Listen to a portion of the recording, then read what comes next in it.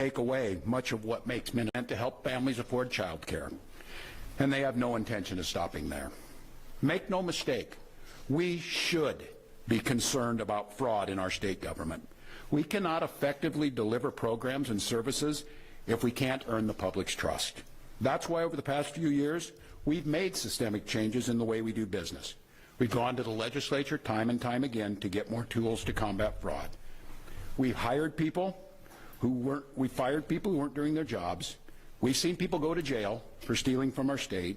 We've cut off whole streams of funding in partnership with the federal government, where we saw widespread criminal activity. We've put new locks on the doors of our remaining programs, and we've hired a new head of program integrity to make sure that those locks can't be broken. All across this state, Minnesotans are hard at work on this problem.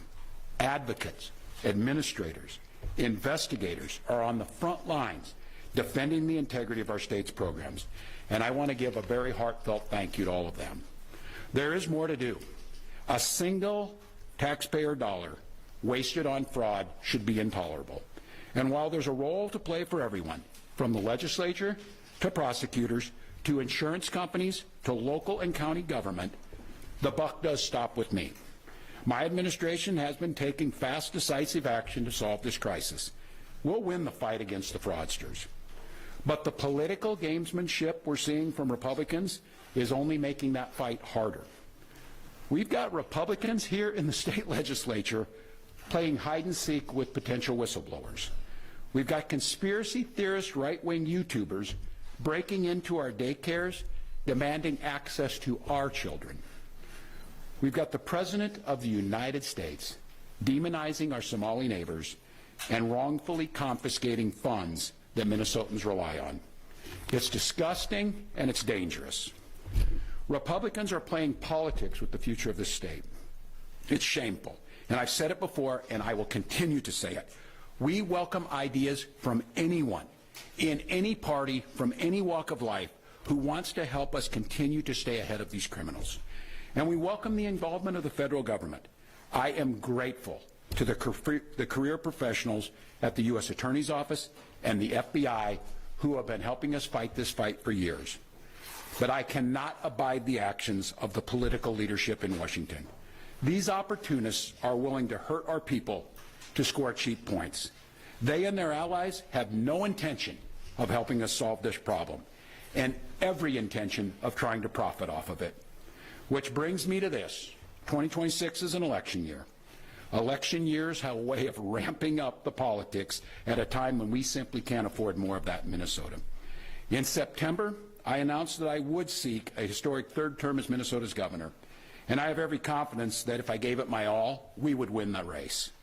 But as I reflect on this moment with my family and my team over the holidays, I came to the conclusion that I can't give a political campaign my all. Every minute that I spend defending my own political interest would be a minute I can't spend defending the people of Minnesota against the criminals who prey on our generosity and the cynics who want to prey on our differences. So I've decided to step out of this race, and I'll let others worry about the election while I focus on the work that's in front of me for the next year. I'm passing on this race with zero sadness and zero regret. I did not run for this job to have the job. I ran for the job to do the job. Minnesota faces enormous challenges this year, and I refuse to spend a single minute doing anything other than rising to meet this moment. Minnesota has always come first and always will. That's what I believe servant leadership demands of me. As an optimist, I'll hold out some hope that my friends on the other side of the aisle will consider what servant leadership demands of them in the moment. We can work together to combat against the criminals. We can work together to rebuild the public's trust and make our state stronger. But make no mistake about it, if Republicans continue down the path of abusing power, smearing entire communities, and running their own fraudulent game at the expense of Minnesotans, I will fight back with everything that I have. I am absolutely confident a Democratic and a DFLer will hold this seat come November. I'm confident that I'll find ways to contribute to the state that I love long after next January. But there'll be time to worry about all that later. Today, I'm proud of the work we've done to make Minnesota America's best place to live and raise kids. From our new paid leave policy to our child tax credit, to our school lunch programs feeding every single child. And I'm doubly proud of the incredible team we put together to make this vision a reality. I want to take a moment to thank every member of my staff, to every single state employee who has been part of this fight. Now more than ever, I need you on the job. I need you to help work together to tackle the important work in front of us.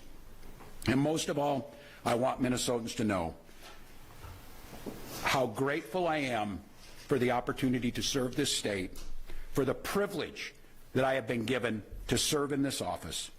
I'm on the job. I'm focused on making sure that we stay America's best place to live and raise kids. No one will take that away from us. I'm proud of the way we treat our neighbors. I'm proud of the way that we welcome people to this state. I'm proud of the way that we innovate. And I'm proud of the way that we are optimists for the future.